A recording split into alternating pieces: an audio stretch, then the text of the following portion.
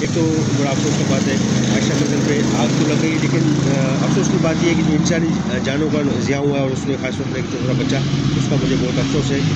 अच्छा, दूसरा जो है मैं सिंध गवर्नमेंट से निगरा गवर्नमेंट से अपील करूँगा इस तरह के वाक़यात जो है क्यों होते हैं, उस पर क्या नया अमल बनाना चाहिए, क्या तरीक़ेकार अपनाना चाहिए कि इस तरह के वाक़यात नहीं हो, जिस पर ख़ास तौर पर जो जानी नुकसान इंसानी ज़िया हुआ है उसका जो है अफसोस भी होता है।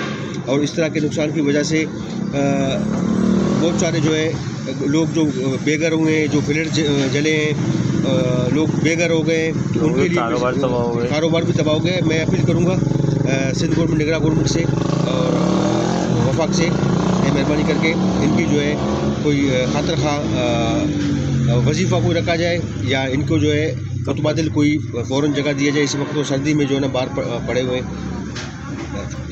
Thank you.